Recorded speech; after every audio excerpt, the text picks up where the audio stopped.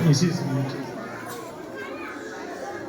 आदरणीय अभिभावकगण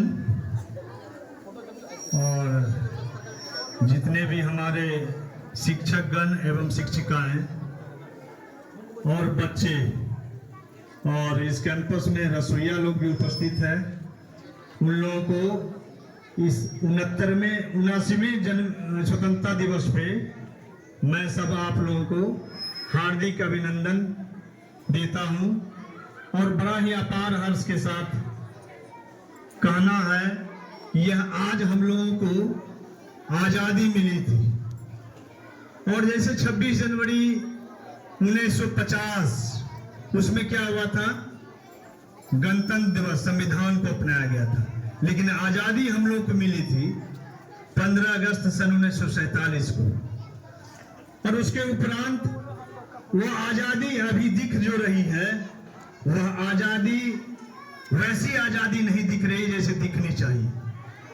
क्योंकि हम लोगों को आजादी किसके लिए, किससे मिली? अंग्रेजों के चंगुल में हम लोग जकड़े हुए थे। हमारी भाषा अंग्रेजी और सारी व्यवस्थाएं अंग्रेजों के माध्यम से संचालित जो की जाती थी, अभी भी पाया जा रहा है। 50 से 60% हम ज्यादा कहेंगे, 80% 90% तक व्यवस्था अभी उसी की द्वारा स्थापित की व्यवस्था चल रही है। तो कैसे हम मानेंगे आजादी हमको मिली? इस व्यवस्था को तोड़ना होगा। इस व्यवस्था तब टूटेगी जब तक हमारी मनोवृत्ति नहीं बदलेगी। ऐसा है कि जो हमारा करिकुलम जो बनाया जाता सरकार की ओर से, उस करिकुलम में भी यही कहा जाता है अंग्रेजी पढ़ो। अरे हमारी मातृभाषा हिंदी है, हम अंग्रेज के गुलाम फिर क्यों रहे? हमारी मातृभाषा अंग्रेजी है, हमारी मूल संस्कृति हमारा संस्कृत भाषा है, उसको अपनाने का प्रयास करेंगे। और यह व्यवस्था वर्तमान में कुछ वैसी दिख रही है कि जो परिवर्तन होता हुआ दिख रहा है। और जब तक सब लोगों की मानसिकता मनोवृत्ति में बदलाव नहीं आएगी, तब तक यह बदलाव दिखेगा भी नहीं। इसीलिए हम लोगों को इसके लिए आगे बढ़ना होगा। जो शैक्षणिक गतिविधि अभी संचालित की जा रही बच्चों के बीच, रिसेंट में अभी एनसीईआरटी की पुस्तक आई, उसमें काफी संशोधन किया गया है। क्योंकि वही चीज घिसा पीटा रील हम पढ़ रहे थे जो अंग्रेजों के द्वारा बनाया गया था। और उसमें एक बच्चा लोग का है भला कर रहा है, वही घिसा पिटा व्यवस्था में हम लोग ना चलें। उस व्यवस्था को परिवर्तन करने के लिए जो भी सरकारें आती है वह प्रयास की जा रही है। हमारे जहां पर भी आचार्य कुलम की व्यवस्था खत्म कर दी गई, गुरुकुली व्यवस्था जो समाप्त कर दी गई थी, हमारी सनातनी व्यवस्था जो ध्वस्त कर दी गई थी, वह फिर से खड़ा हो रहा है और फिर से हम उस ओर जा रहे हैं। और यह जाना ही होगा। और यही नहीं, सिर्फ भारत ही नहीं, पूरे विश्व उसके ओर जाएगा, उस सनातनी व्यवस्था के ओर। मैं किसी मजहब की बात नहीं कर रहा हूं, कोई मजहब की बात मैं नहीं कर रहा हूं, हिंदू मुस्लिम सिख ईसाई की बात मैं नहीं कर रहा हूं, मैं सनातनी व्यवस्था की बात कर रहा हूं। सनातनी व्यवस्था के अंतर्गत सारे मजहब के लोग आते हैं और उस ओर आना पड़ेगा। अभी आपको जरा सा भी माथा में दर्द होता है तो क्या करते हैं? टैबलेट ले लेते हैं, दुकान से जाते हैं, बुखार हो गया तो पैरासीटामोल ले लो। अरे इस व्यवस्था को बदलो। यह हमारा गुलामी का प्रतीक है।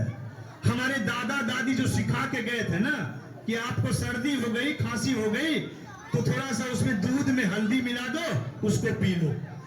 और उसी व्यवस्था में जाना होगा। आप अगर कालपोल व पैरासीटामोल, यह भी सिंथेटिक दवा अगर खाएंगे तो आप बीमार पड़ेंगे। और यह बहुत बड़ा मकरजाल है। इस मकरजाल को हमको समझना पड़ेगा। आसुरी शक्ति इतनी हावी है कि जो भी अच्छा कुछ किया जा रहा है उसके ओर टांगा रह जाता है।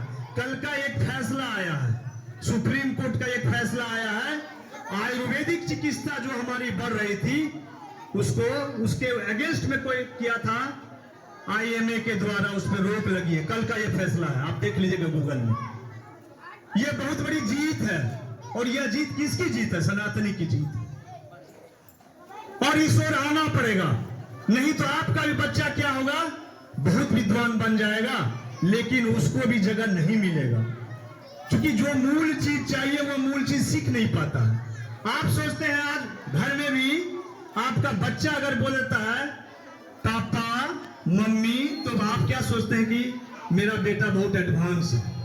और अगर माँ और बाप बोलता है तो बोलता है कि अरे अनपढ़ गवार है क्या। यह सोचना होगा, यह सोचना होगा सभी अभिभावकों को। दो शब्द अंग्रेजी बोल लेते हैं, गुड मॉर्निंग गुड इवनिंग, तो सोचता है माई बच्चा वुड वेरी टैलेंटेड। अरे यार, नमस्कार कहना सिखा दिया भारत ने, नमस्ते कहना सिखा दिया भारत ने कोरोना काल में।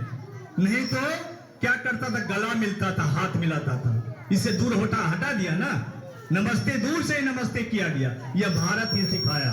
और हमारी भारतीय व्यवस्था आजकल जो भी देर हो, विश्व का गुरु पहले था और विश्व गुरु बनेगा, यह समय आ गया है। उसमें आप लोगों की महती भूमिका होनी चाहिए, बच्चों की भी और बच्चों के साथ साथ अभिभावकों के भी। नहीं तो वही गुड मॉर्निंग सुनते रहिए, गुड इवनिंग सुनते रहिए, अंग्रेज के चंगुल से आप निकल नहीं पाइए। तो मैं यही आग्रह करता हूं कि अपने बच्चे को एक संस्कार दीजिए।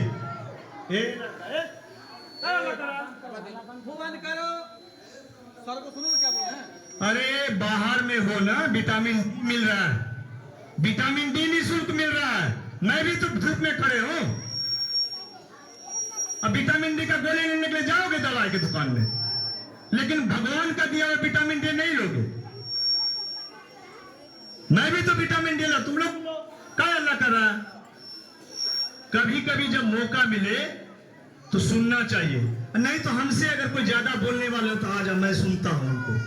थोड़ा धैर्य रखिए, धैर्य का बांध इतना जल्दी तोड़िए नहीं, थोड़ा सा पैसेंस रखिए। बच्चा लोगे, इतना कोलाहल नहीं, अब जल्दी ही समाप्त करेंगे क्योंकि धूप है, हमको भी समझ में आ रही है। तो हमारी आयुर्वेदिक व्यवस्था जो है उसको आप लोग बढ़ावा दीजिए, अन्यथा हमारा समाज, हमारा देश नहीं चल पाए, इसको सुधारना होगा। और ज्यादा नहीं समय लेते हुए, चूंकि बच्चों में अपलाहट होती है, मैं समझ रहा हूं, मैं भी बच्चा तक समझ रहा था, इसीलिए धैर्य का बांध लगता टूटता जा रहा है। गार्जियन में पैसेंस है लेकिन बच्चे में पैसेंस नहीं है। उसको तो दिख रहा है जिलेबी मिलता है, अब दुनिया मिलते, उसको ध्यान नहीं पड़ रहा कि मैं क्या बोलूं।